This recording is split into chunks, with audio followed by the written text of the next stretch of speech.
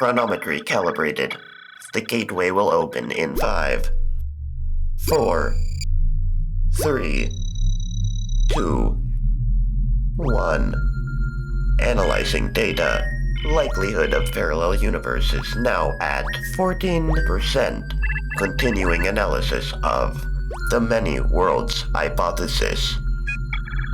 We are assembled here today to pay respects to our honored franchise. Of my show, I can only say this. Of all the podcasts I've encountered in my travels, this is the most homo. Welcome, everyone. I'm Gayfesh. Joining me, as always, is the lovely Moss. Hello. And DemonMama. Hello. And today we are continuing our watch through of the Star Trek movies with the one that is generally considered the best one by like general audiences, Star Trek II, The Wrath of Khan. It's definitely a change from the first one. For starters, the budget for this one is I think a fourth of the motion picture's budget, which, they were able to you may notice that basically half of the VFX shots are just repurposed from the motion picture. They have the Enterprise leaving dry dock. It's the exact same shots. Yeah, with the little guy waving on the side. Yeah, exactly. And they had all the sets from the original, from the motion picture as well. So they were able to cut costs a lot that way. But yeah, no, it looks really good. And also I think probably the fact that they had ILM working on this movie, that probably helps things look even better. But yeah, they spent I think the budget for this one was 11 million versus 40 something million for the motion picture, which if you adjust for inflation, the motion picture in today's dollars costs as much as a Marvel movie. So yeah. Damn. Well, I mean, it's interesting too because you get to see the way that movie costs have changed and arguably inverted in a certain sense, which is that at around the time these movies were being made, computer graphics were incredibly expensive to put into your movie, and practical effects were by comparison much cheaper. And now it's the other way around, where everything is just you can farm out computer graphics special effects to, some firm that has 100,000 people doing bits of a special effect, and it costs nothing in comparison to, because they're all living overseas, and you can pay them basically nothing. So it's just, offshoring all the costs. But also just in terms of talking about the computer graphics versus practical effects or miniature work or stuff, there is actual CGI in this movie, the Genesis planet animation. And that was a procedurally generated effect. Oh, interesting. They had the camera move plotted out, and then just as it was going over the planet, the terrain would change procedurally. That's cool. Which means that, and because this movie came out in 1982, so you can imagine rendering this out took them a while, and they were actually able to see that the mountains on the planet had generated right in the path of the camera, and they're like, oh crap, we're gonna clip it. But because it took so long to render each frame, they were able to just carve out a little valley through through the mountain that it was going to pass through, and that's why you have that little shot there. That was just a quick fix. They're okay, let's not clip through the model here. Yeah, that's cool. Yeah, that's fun. This movie was interesting. I have seen this one before. Mm-hmm. I think had everyone seen, has, right? Yeah, I've seen. Yeah. I think I've seen all of the first 4 Star Trek movies previously. But some of them were much longer, like the original series. I don't think I remembered barely a single thing from that movie, or the motion picture rather. Right. I hadn't remembered much about that. This one I remembered much better. It was more recently. It was still more than 10 years since I last saw it, but I felt it's weird. I felt very positively about Wrath of Khan before, and after watching it again this time, I didn't like it as much. Which was a little bit surprising to me. But I think I will be able to articulate why, as we get in. But that was just my initial impression. Yeah, so I'll pass the baton to anyone else to say their initial thoughts of the movie. I Okay, I liked this one in a pacing sense better than the previous movie. Like with the first movie we talked about, it kind of just felt like an episode of Star Trek, but really long, with lots of like what felt to me like filler, basically, to make it feature length. But this one definitely didn't feel that way to me. I was like, okay, it feels like things are moving along. And maybe it's just because, like you said before, Gayfesh, this is like almost more of an action movie compared to the first one. So maybe as a modern movie audience person, it just felt like things jollied along a lot better. And I did not rewatch the episode of the TV show that this is kind of like a sequel to. Space Seed. Yeah, they met Khan previously. I felt like it did a pretty good job of telling you what you needed to know without you having watched the episode of the TV show. And I could not stop staring at Khan's titties the whole time. Yeah. You know, like people were saying that like it was fake that he was wearing a plastic chest because it was so shiny, but nah, Ricardo Montalban was just that jacked and like, you know, like you're proud of it. You put baby oil on. And he was It's wearing shiny. a thing that like Yeah. pushed him together. He gave himself a little cleavage. They did that on purpose. They're like, Yeah. look, this guy's jacked and we want to show it. And he's like old. I mean, like, you know, the character is like hundreds of years old, but even He was Ricardo, frozen, so it doesn't. Yeah, Yeah. Ricardo Montalban. How old was he when they? he was in his filmed this? 50s, but based on like facial Yeah. wrinkles and stuff, but he was Mhm. jacked. And I'm like, damn, all right.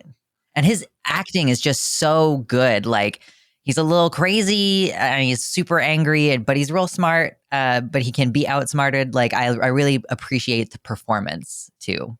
Yeah, it's good. I was talking with my dad, who was complaining that like they were talking about how intelligent Khan was, but that he wouldn't think three-dimensionally in space. And I'm just like, well, okay, have you ever met like a PhD, like who knows absolutely everything about this little sliver of their area of expertise, and like, but then they don't know how to tie their shoes.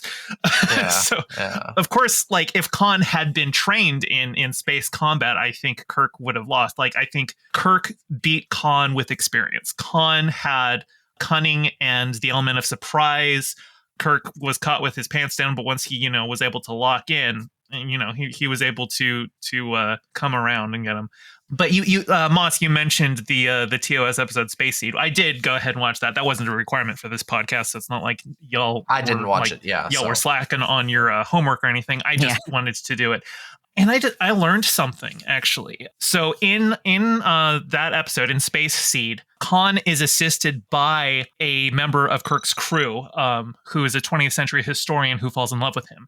And you know, she's, you know, the dead wife mentioned in the movie, Marla McIvers. And in earlier drafts of the script, she was actually going to be in the film. Oh. The actress, was it Madeline Rue, I think is her name. She was still active and doing stuff, but the producers learned that she had been diagnosed in 1977 with multiple sclerosis, which was something that she was actually keeping quiet because she didn't want it to impact, you know, her work. But instead of contacting her and finding out, hey, what accommodations might you need, or like they didn't want to recast it, so they just killed her off in a new script Off-screen. revision with off-screen. Sucks. And it's not like even she was like, I think there was an episode of Different Strokes that she was on where she was fully mobile that aired like 3 days before they started principal photography for this film. And by the mid 80s, she was more or less a full-time wheelchair user. But even so, considering the conditions that Khan and his people were living in on SETI Alpha 5, like, you know, if you had to make accommodations, if she had to walk with a cane, it makes perfect sense given what we had there. Yeah. Would have just been good. Yeah, that part, That sucks. it does suck. And it just feels like, okay, well, they found out she was disabled, so they didn't want to hire her, so they just fridged her instead. Yay. This movie does feel like, just on the surface, like more of a much more studio handed movie. Like the hand of a studio feels much more present in this film in like more than one ways. Okay, so one thing that I noticed about this movie immediately that was like very different from the motion picture was the amount of like, maybe fan service is the wrong word, but like I guess it's something akin to fan service. Like there was a lot of like very ham-fisted kind of like, okay, for example, one example of this specifically is like, so we have the ending, right? We have the I am and always will be your friend, the live long and prosper, which is like, the big emotional crescendo of the movie. But they do they do it twice. They did it earlier too. And so it was like, I was like, oh, okay. So they're like really trying to hammer home like, oh man, look at how good friends like Spock and Kirk, your favorite characters. They're such good friends. Well, yeah, I don't know what I would call that fan service. I would say that's reestablishing for the audience their relationship, and like that conversation where Spock all but tells Kirk, no, you have to captain the Enterprise. Like most of that conversation is echoed in the death. I think that like in terms of just like storytelling wise, that having a fond conversation echoed in a character's final moments, that just makes sense. Sure. I wouldn't call that I fan guess I service also at have all. been wondering, like, how much do you like when you make a movie after making a series, but like every movie still on its face kind of still has to be its own movie. It's like the thing that we complained about with these Marvel movies is that it feels like, You gotta do I homework. mean, especially with like Infinity Wars and Endgame. Yeah. You have to like watch a whole bunch of movies to understand what's happening. So I felt like, okay, this movie, do I need to have watched TOS? Do I need to know any of this other information? And I feel like they did a pretty decent job of just reestablishing relationships and stuff. It's like, okay, we're doing the same thing with Kirk. His problem in both of these movies has been, I took a desk job and now I want to get back out there. So yeah, kind of, I just felt like it stood pretty well on its own as a film. Yeah, I think it does. I guess it's just more like in the first movie, in the motion picture, there is like there's very little like external knowledge that you need to have in order to understand all of the themes that are going on in the movie. And I appreciate that for sure. I do think it's odd, like as a Star Trek II, The Wrath of Khan, I do find it weird that they kind of rewound Spock's character from the first movie, which is like, He's a lot more toned down. He's a lot less emotive. I was noticing that he had a lot more warmth but he's also like mentoring a Vulcan. Yes. So I think that kind of changes it a little bit. And she gets to be the emotive one. Like she's the one weeping at Spock's funeral. She's the one who expresses frustration and things like that. Like Saavik is an interesting character, and it's weird to think that was Kirstie Alley. Yeah, it is. Yeah. Like that when you look at the trajectory of her career, that it would like start with Star Trek II. It's like, huh? Especially because her character continues in future movies, but they recast with Robin Curtis. I don't know all the details behind that. I think maybe at that point they were doing Cheers, and so she couldn't get out of Cheers to do the sequel or something like that. Yeah.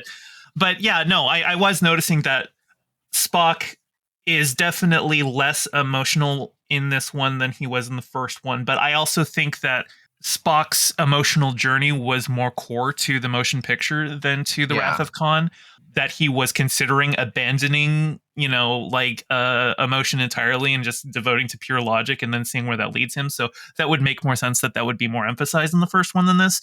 For sure. I guess it just seems odd to me to be like the conclusion of the first movie is like him being like, no, actually, this emotion is essential to who I am. And then to go back into the second movie, which, is like 2. And then he's like, oh, I'm all about logic again.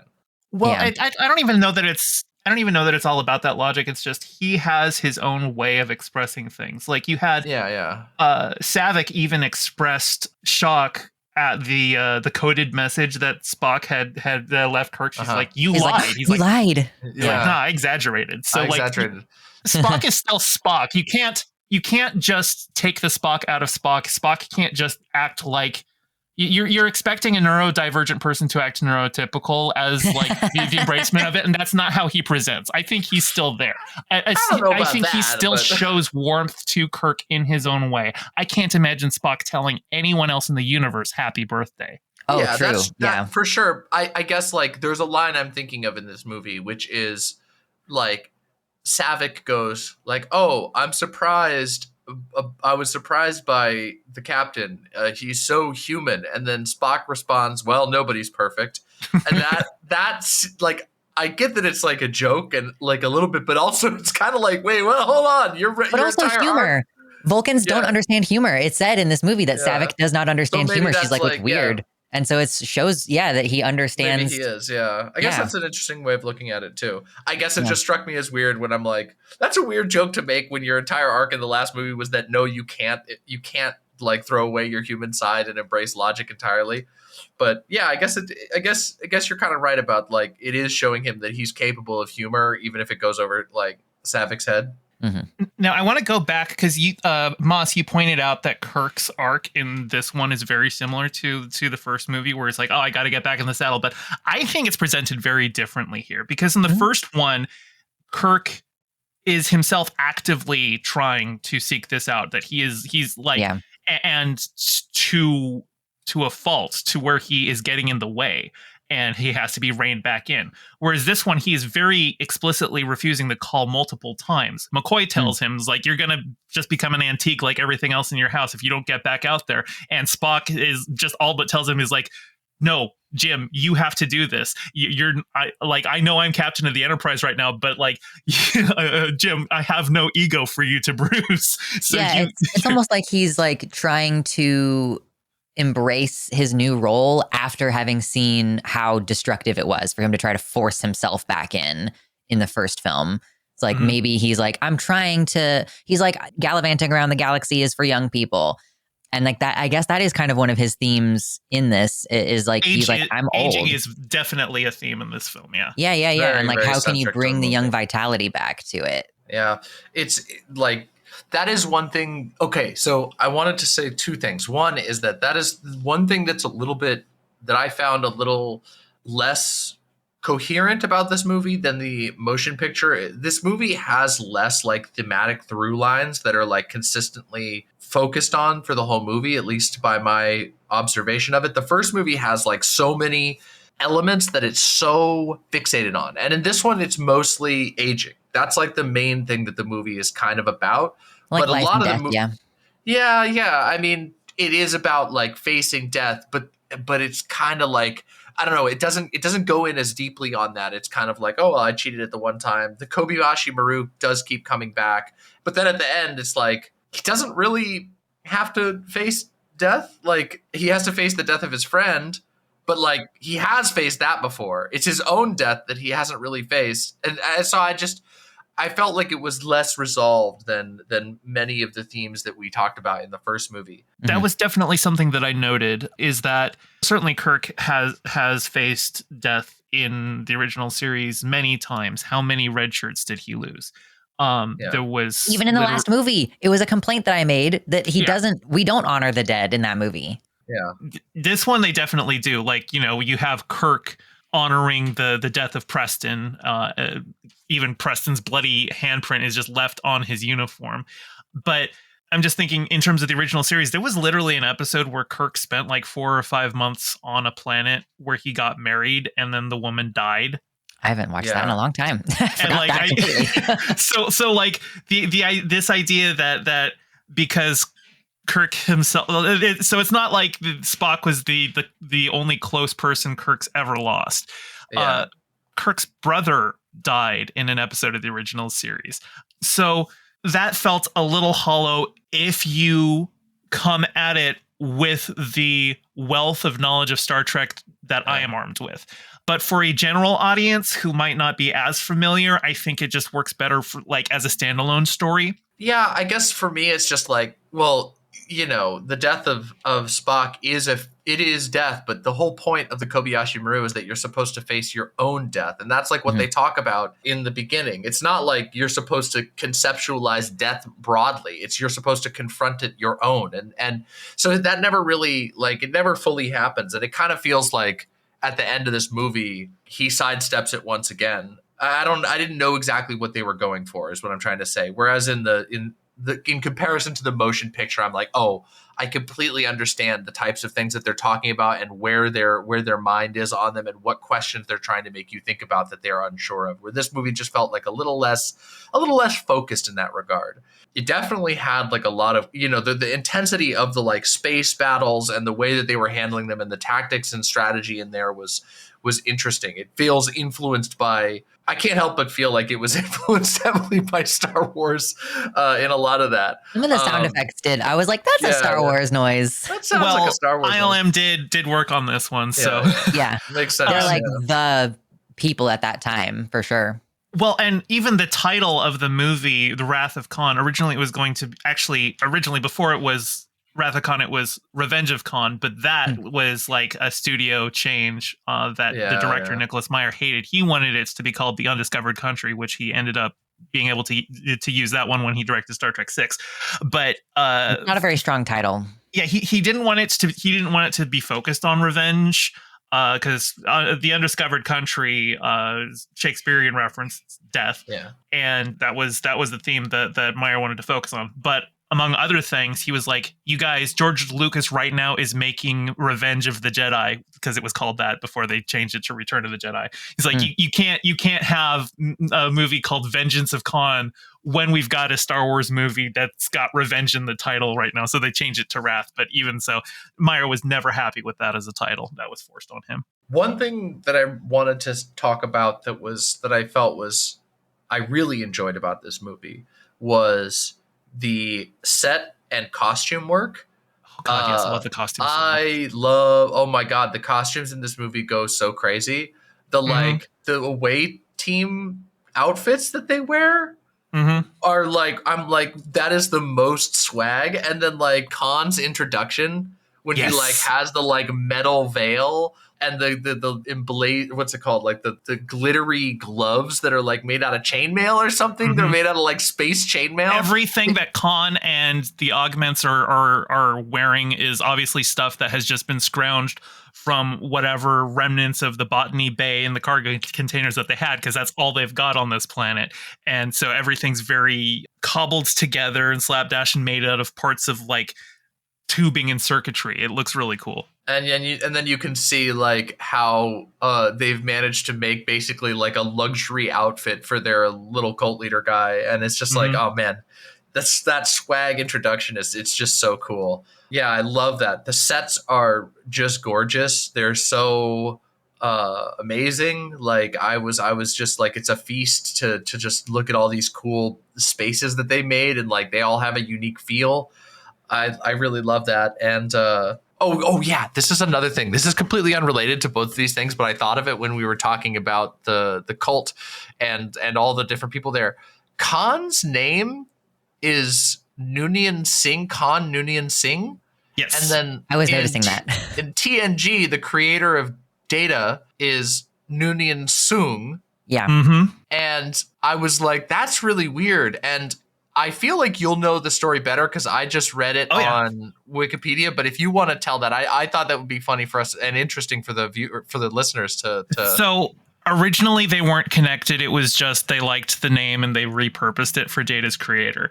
But in Enterprise, the prequel series starring Scott Bakula, they had Brett Spiner play an ancestor of Noonien Sung called Eric Sung, who was also working on the augments. And there's like a whole like 3-episode arc in Enterprise where he's created a bunch of augment children who all inexplicably are dressed like the characters from Wrath of Khan, even though they aren't like marooned on SETI Alpha 5.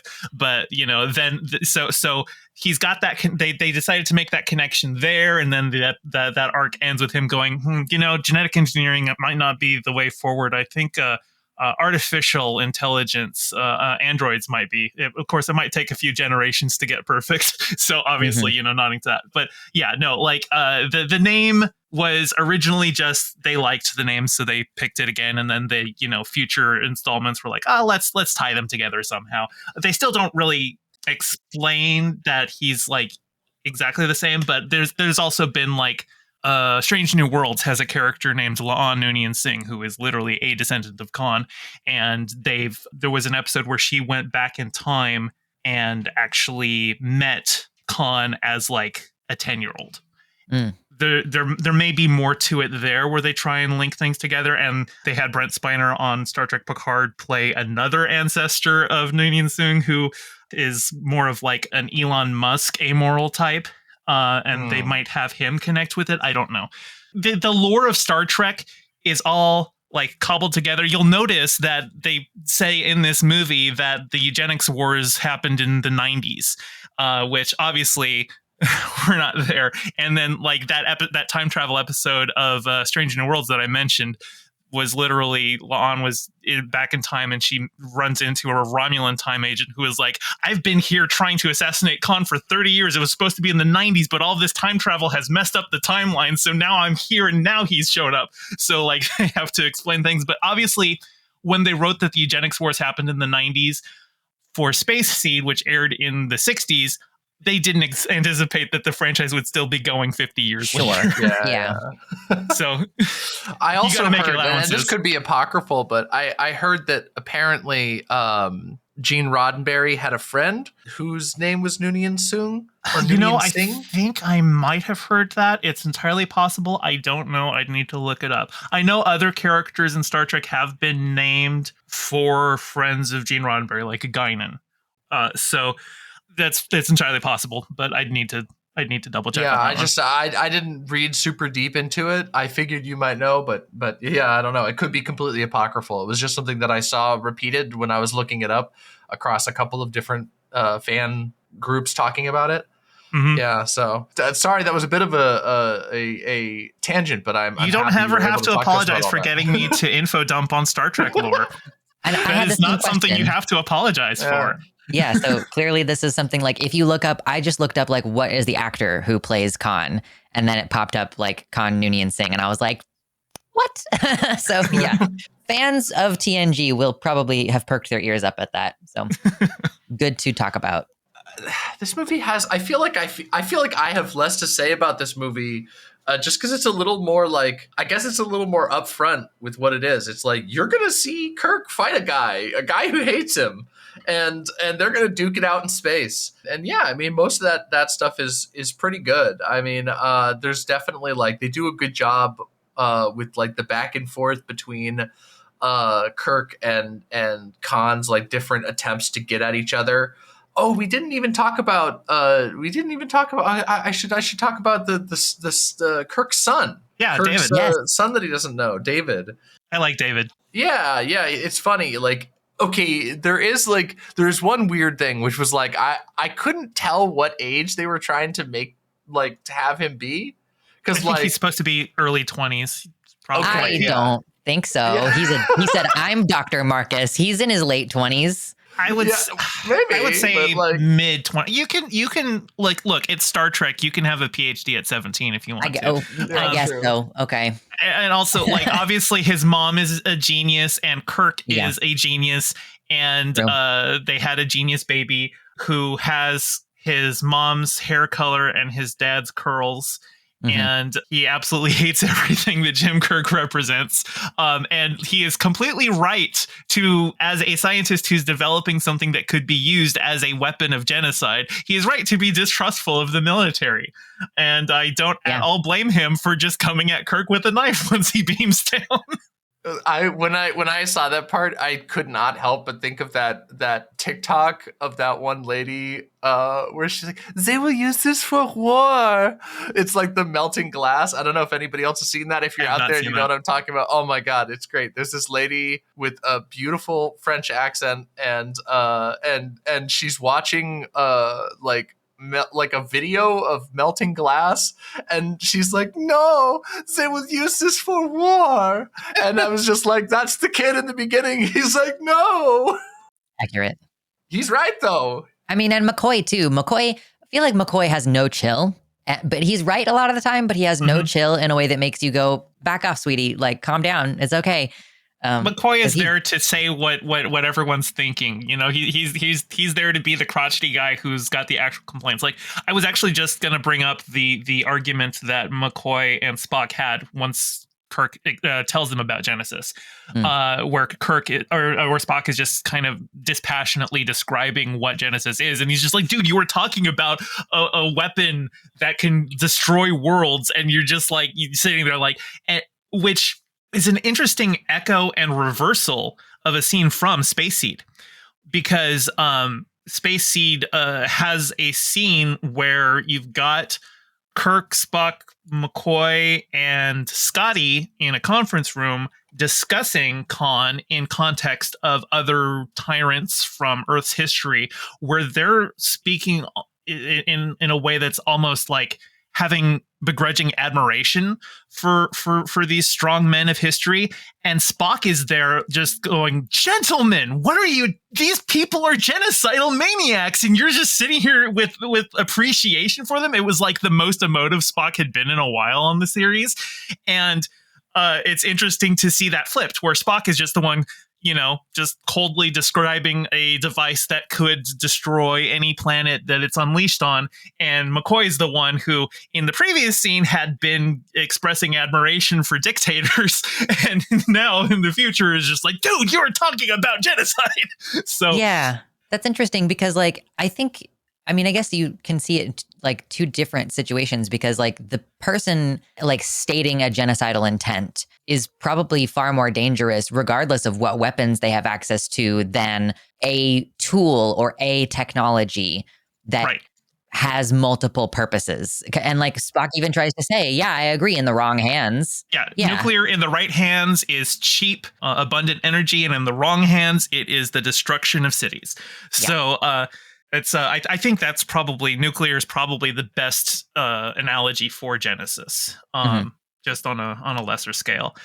There was another parallel that I noticed between Space Seed and Wrath of Khan that I don't know if it was intentional, but when Kirk smashes the glass on the control panel to open the compartment where Chekhov and Terrell were hiding, the scene where they get Khan out of cryofreeze in Space Seed, they beam aboard the Botany Bay and they just see everyone in their pods, and they notice that Khan's pod is starting to wake up because it's noticed, there's somebody here, but something is going wrong and he's about to die, and Kirk smashes the glass in his pod to get him out. So it's like, oh wow, Kirk is like, "Okay, I'm not just going to press the buttons. I'm going to do what I need to do to get someone out of somewhere."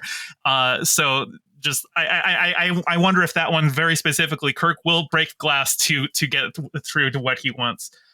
Khan in Space Seed is far more put together. He's still definitely, a megalomaniacal tyrant who, for most of the episode, is just like being an abusive boyfriend to Marla MacGyver's.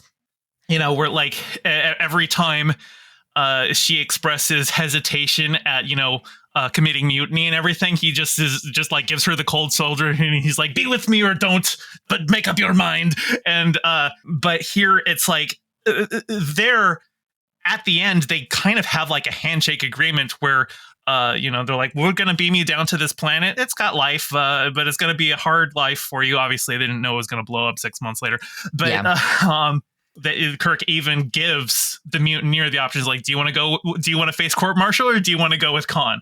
And so they had a more amicable departure, even though Kirk did have to beat Khan up, which is interesting that with Khan's superior strength, but Kirk like grabbed like a big metal rod in engineering and bashed him with it. So force multiplier. The thing I was going to talk about was the brainworms. Yeah. The eels. They look more like bugs or worms to me, but I guess they are eels. But they were never called eels on screen, but I think that's what they were referred to in the script. Oh, okay. They remind me of a abandoned plot line from TNG season 1.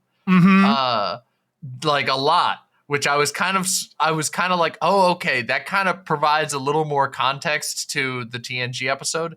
In TNG, the first season of TNG, there is conspiracy. Yeah, there's this episode where basically the Federation is secretly being puppeted by a small group of people who actually have worms in their brains, and they're like, you can only tell because the like worm will stick its tail out at the base of your like a skull, like to breathe or something. Yeah, it's a little gill. Yeah, it's like a little thing, and they're like working to establish contact with their home world so they can send more worms over and take over everybody's brains. And it's a really interesting and kind of weird episode. And it's a very graphic episode. It ends with like. I was gonna say, yeah. The main dude gets like Picard and Riker just phaser him, and his like upper torso explodes and is just full of little moving space raviolis. It's very nasty. It's probably the most like. It was shocking because the rest of the first season is so like goofy and tame, like in the special effects, and then the final episode is just like, oh, they like shoot this guy and his skin is like peeling off, and is like a cavern opens up in his chest and there's a worm inside it. Then a puppeted queen worm pops its head out and goes, Rah! And I'm like, what the? And so like but it is funny because the worms look a lot like these worms. And so I'm wondering if like that was like a nod back to the now, which I didn't know at the time because I was like, I forgot completely about the worms. They're such a small part of this movie that like. I don't know if it was an intentional nod. I do know, though, that episode, Conspiracy, that alien species, you know, they end the episode with like the signal going off into space and you're like, oh no, are they going to come back? And they didn't come back. Mostly because the effects to do that kind of like thing, it was an effects expensive episode, and so they ended up repurposing the plot that they had for them, and instead gave us the Borg. Yeah, it makes the Borg is like structured better for the rest of the show, in my opinion. Like the worms and the like internal conspiracy to the Federation is just kind of like, I don't know, it's not super convincing or compelling. It's kind of just like, oh, okay, worms, I guess. But I mean, the worms effect was interesting, but yeah, I do find it does make sense that they were like, actually, we're going to go with like the Borg being the main threat that's like coming to the planet. But yeah, I just thought of that. Similar narrative thing. Gene Roddenberry had a complaint about the worms, and obviously at this point, Paramount had taken Star Trek away from him. But they kept him on as a consulting producer, which meant that he got to whine and they got to ignore it. Sure. But the scene where the worm crawls out of Chekhov's ear and then Kirk shoots it, was gross. Gene said Kirk would have never done that. He would have studied it. He would have studied it. He would have figured out what it was. He's not the kind of person to just shoot something he doesn't understand because he fears it. And yeah, I can kind of understand that. But also I think in context of that thing was mind controlling one of my officers to try and murder me. That is a clear and present immediate danger. I can understand the impulse to shoot it in the desperate situation that they're at. But I also understand where Gene's coming from. Yeah, I was kind of surprised when they just obliterated it and then it was just gone from the plot completely. Yeah, gone from the plot. Was dead. I did too, actually. Yeah, I was like, oh, it killed him. It finished its growth cycle and came out, and now he's dead. You can't kill Chekhov. He doesn't have enough of a character for us to mourn him afterward. Mm-hmm. Yeah. I posted on Blue Sky the other day because I was thinking about how Chekhov has been in 6 Star Trek movies, but like, what is his character other than Russian? Yeah, he just kind of is there. He like reminds me of SpongeBob, you know? He's kind of SpongeBob. He's like, I'm ready, you know? Like, he's just kind of like chipper, and he's always a positive presence, except for when he's mind controlled. And, you know, I don't know. I bet he would have fit in really well in that SpongeBob commercial that you made us watch. Oh my God. Yeah. Okay. So for listeners at home, Paramount Plus put out a new promo where the cast of Strange New Worlds interacts with the cast of SpongeBob, and they're on like they're on a spaceship shaped like Patrick Star, and Spock calls SpongeBob Sponge Robert, and it was the worst thing that I've ever seen, and everyone needs to see it so that they know what's to hate. You really should go see it because it is it's you know, I love Star Trek and I love SpongeBob, and Great taste that don't go great together. Hey, you'd think it'd be a, you could make something funny and whatever. They really should have done it the other way around. It should have been SpongeBob with Star Trek in it versus Star Trek with SpongeBob in it. I agree. And also, let me just say, they phoned it in, being like, "Welcome to the Patrick Starship Enterprise." I'm like, you couldn't come up with anything better, like. Like what? Like you're just gonna be like, yeah, it's the Starship Enterprise, but it's fucking Patrick or something, okay? Like just fucking watch, just subscribe to Paramount Plus, asshole. Yeah, like it's like I was like, oh man, come on. But oh gosh, yeah, that just maybe it made more sense. Chekhov is the SpongeBob of the Starship Enterprise. I don't know. He has a SpongeBob-like energy to me. I guess he just always seems chipper. I thought it was very funny when he came back onto the bridge and he's like, he comes on and like, he looks like he's out of it still. And I'm like, he's like limping. I'm like, you had a traumatic brain injury. Do not come back onto the bridge. Go to sleep. Like, go rest. You have a traumatic brain injury. I got the perfect spot for you. Fire the weapons. Lasers, yeah. Gosh. That's like, I don't know, it made me think of Spaceballs. It's like, I said across their nose, not up it. Who do we have on the weapons panel? Me, sir, with the eyes crossed. Uh-huh. I love Spaceballs. The scene where they're combing the desert in Spaceballs, and they got the one guy who says we ain't found shit while he's combing the desert with a pick. That is Tim Russ, who plays Tuvok. Oh my god! Yeah. Okay. Wow, pretty fun. That's Spaceballs is an all-time classic. Oh yeah. So go see Spaceballs. That's a great one. Maybe we should do Spaceballs sometime for the podcast. That would be fun. Yeah, that would be a really fun one. I want to talk about William Shatner's performance. There obviously, like, Shatner is endlessly parodiable. Everyone does it. But I think he does he gives a really solid performance in this. There's a lot of like little choices that are made that, like, he's not Marlon Brando. He's definitely more of a theatrical performer. He was a Shakespearean actor before he went into TV and film. So there is a grandiose theatricality to a lot of what he does. Certainly, Khan. But there's little moments. There is the moment where he looks over and notices Spock is not at his station. Chair. Yeah. Spock's empty chair, and he has a little flinch. And it's just like, he just sells it without words that he knows Spock's dying. Like he's figured it out because he knows Spock so well. He's just like, oh God. When he sees Carol after having just punched out his own son, he sees Carol and then realizes, oh, I've just, that's my son. That's David. Did not know. Yeah. There's all sorts of just little subtleties to his performance. The eulogy at the end where, he's trying to hold it together and he has the voice crack at the very end, but he knows he has to keep composure because he's the captain of the ship.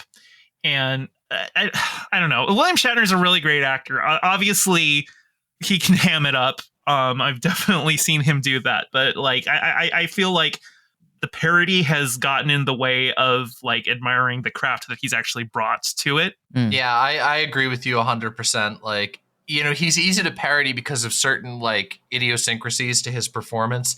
The talk like this. Everybody does that kind of thing, but it's like his pacing or whatever. But like, I think he's legitimately talented and unique and memorable, and like he clearly takes the role seriously. I appreciate that. And I do think that you're right, that like the parody in some ways, because the parody is so memorable in and of itself, it's like it obscures the fact that this guy's like actually really good. You know what I mean? He's like really good at what he does and clearly cares about the roles that he's in. And I mean, I don't know. I guess I haven't seen him in too much else that I can remember, but at least in these Star Trek movies. Go to the scene where Spock's dying. Yeah. Right after Spock has died, and Kirk just says, no. And it's a flat no. And like, you can hear the sorrow in it and the disbelief, but mostly you can tell he's dissociating. Yeah. Because it's flat. Because while there is sorrow in it, the emotion is like so distant from it, where he just in disbelief that his best friend, the love of his life, has just died in front of him to save his life. Yeah. That he's still processing, and like I said, just little subtle things. It's funny how it's like the little things that actors do, like little moments that get remembered, like Jeff Daniels in Speed. Everyone Jeff Daniels has done a lot in his career, but he was, in Speed, and there's this moment where he realizes that he's looking at a bomb and his face drops, and it's literally just like his eyes are squinting at the start of the shot, and then he realizes it's a bomb, and he just releases that squint, and that's it. So it's just like a single muscle drops, his cheeks drop a little bit, but like it's such a simple moment, but everyone remembers it, and everyone's like, wow, his face just completely changes because of one muscle. So it's like little things like that. Actors, I don't know, I love the craft. It makes me think of the another theater actor who did, there's a similar moment with Christopher Lee in The Lord of the Rings, where there's this scene where he gets stabbed by Wormtongue, gets stabbed in the back. Yes, and I know. There's this whole story where it's like, in the original script they wanted him to like cry out and fall off the tower, and he's like, and Christopher Lee's just like, that's not what happens when you stab somebody.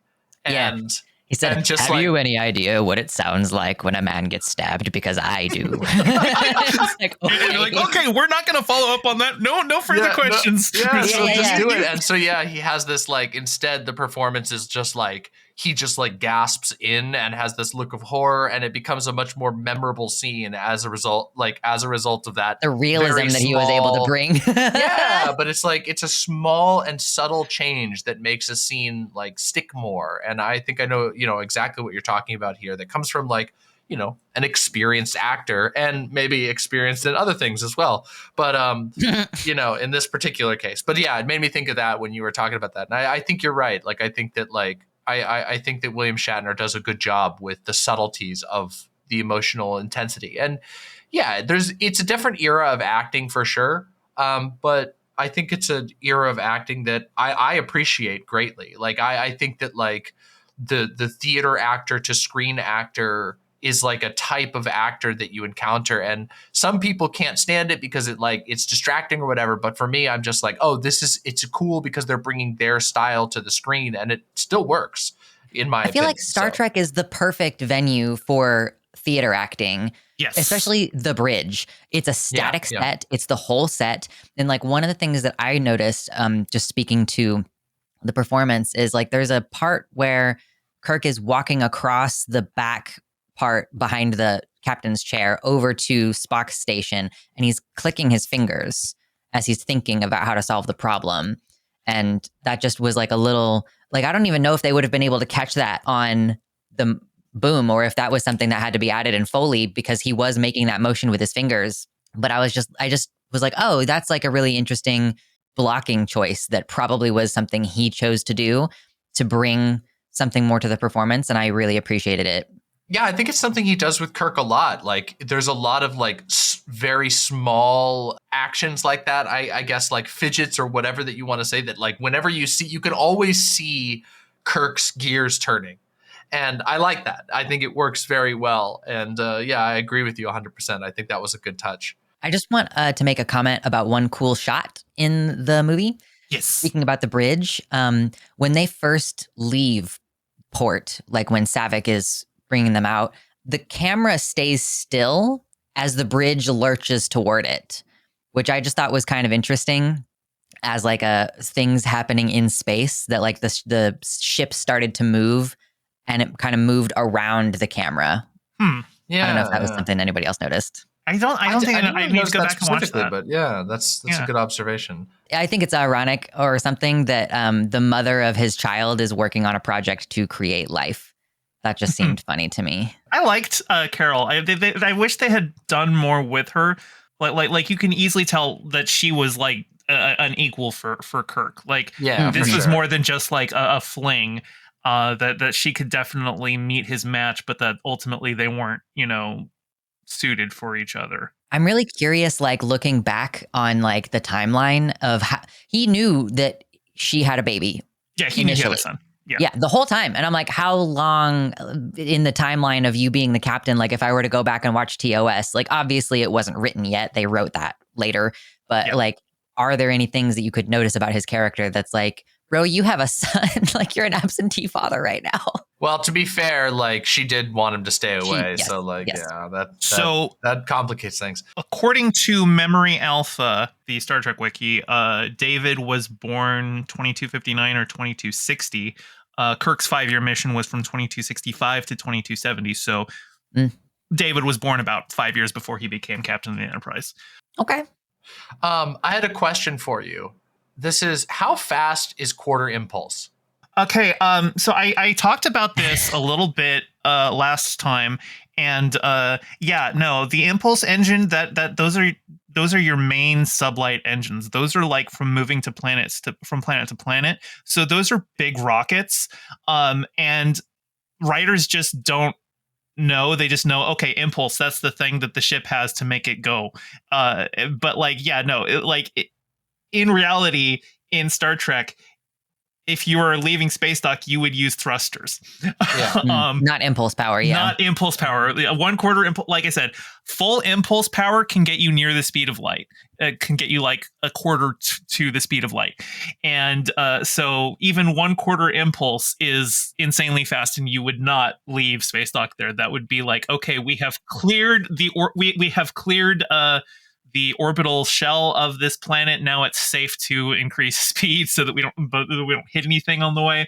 I had so much anxiety in the Nebula scene. I was like, there is such a high chance of you guys just crashing into each other. I mean, I know it can't happen for the movie, but like, speaking of the whole like 3-dimensional space thing, they like got close to each other. I also think that the way that battle played out did not really embrace 3-dimensional space, because why are y'all continuing to come up side by side like your ships on the ocean? Star Trek has always done that. You could have been like upside down or something. Like, I don't know. I've too much Ender's Game. I played this space game called Elite Dangerous that I really enjoy. It's a wild game, but they call that jousting in Elite Dangerous, and it's generally considered a very bad tactic to do unless you're running a very specific ship. You don't want to run straight at each other and just open your weapons on each other. You want to like chase or lead or anything like that. Or strafe. They fully did like a ship's cannons thing where the ships come next to each other. And this is it's a very naval film. Like the uniforms feel far more naval. There's the naval tradition, like, you know, they're referring to Savick as Mr. Savick, not as like an intentional misgender, but because that's like the term to address a subordinate officer in the Navy. Feels a little weird anyway, but like they use sir for women in TNG. I was like, yes, oh, it's like that. Yeah, they do. And it was Nicholas Meyer was like, you know what? I am going to embrace Horatio Hornblower and just, you know, I know Gene Roddenberry had him in mind when he created Kirk, and I'm just going to go full naval with this movie. So that's really what it is. Also, like, it's not Horatio Hornblower, but if you want a really good Star Trek movie, check out Master and Commander. Yeah, I gotta see that one. They literally have an away mission to the Galapagos Islands. Like, it's Star Trek. The one thing that I really love, very small detail that I don't think anybody else would like care about, but I love that they have the like bosun whistle, like that. They have like a literal digital one in this movie, which it's always like in the other shows and movie, you always see it. It's just a disembodied noise that like is a throwback. But in this one, it's a little digital whistle. I'm like, I want that. When I was a kid, I had a bosun's whistle, and it was like, I loved it. I learned how to do it. That's cool. Also, apparently the uniforms, the pleated turtleneck that they had, the technique for doing that was like an old technique that had fallen out of fashion to the point that the tools needed to use it just no longer existed. There was like, they had like one specific needle to make all of those turtlenecks, and like they were constantly worried, like the costume designer was constantly worried that it was going to break and they wouldn't be able to replace it, and they just wouldn't be able to make the costumes. One time, one of the costuming staff literally took the needle home for safekeeping, but forgot to tell the head costume designer, like, oh God, somebody stole it. What happened? What's going on? So No. And like you'll notice that in TNG when they have like time travel stuff where they like or like flashbacks or stuff, so you've got like, you know, Starfleet officers who are wearing the TOS movie era uniforms. They don't have the turtlenecks, they just have the overcoat, just because they can't make those anymore. There was a very specific process that was forgotten to time. Wow. And So sad. Yeah, that it's happens all the beautiful, time. though. Like I love forms. those uniforms. They look so good. And they keep those for the rest of the TOS movies. So it's How many TOS movies are there? 6. 6. Okay, Okay. cool. Because I have not seen 5 and 6. Me So neither. if I remember correctly, and you can correct me if I'm wrong, 4 is the one with the whales, right? Yes. Okay, all right, okay. That's all I'll say. I won't like say anything else. I just Well, you'll No more say plenty spoilers. when we get to it. Oh yeah, of course. But when we get there, I just was like, I'm trying to remember, because that was the one, weirdly enough, of all of the movies that I've seen, the 4th movie is the movie that I have the most memory of from my childhood. That makes Yeah. sense. Yeah, That was the movie and- that got Star Trek popular enough that Paramount was like, okay, we're going to do another TV show. Yeah, So- yeah. I remember it well. I remember watching it with my dad, and being like just kind of fascinated with it. When I was a kid, I was like inundated with Star Trek. I had I'm blanking on the name right now. The Katinga? Klingon. Daredevil. It's the one that has the like triangular kind of front that kind of looks like Darth Vader's helmet. I always forget Was it the name of Romulan it. ship? The Daredevil class? It's the it might be the Daredevil. No, it's the one that is the Vorcha. Vorcha class. Oh, The okay. Vorcha Yeah, class. that is One of the coolest like ships I've ever seen in Yeah. any series ever. I had a giant toy of it, and I loved it. I was just obsessed with it. And I always forgot. I always just knew it as the Klingon ship when I was a kid. So that's why I always forget the model number or the model name. But it's like, oh my God, it was so cool. And yeah. I so- like Klingon ship design. Like, they're great. you know, like they still kind of have like there's a somewhat of a design aesthetic in a lot of Star Trek where you like, okay, it obviously is operating on warp drive, so it's got the nacelles and everything like that separate from the central body, and Klingon ships kind of keep to that, but in their own way. And you'll have other ships that have their own things, but like I love all the Klingon designs, especially just like the forest green that they all seem to be painted with. I don't know, it looks good. It's great. Yeah. Klingon ships are really cool. Oh, And, the Klingons in the Kobayashi Maru simulation, that was also reused footage from the motion picture. Oh yeah. Yeah. I noticed that. That's Oh yeah, that makes sense. Yeah. it's so funny. Obviously, now at the end of this movie, Spock died. You know, we might mention a little bit about that.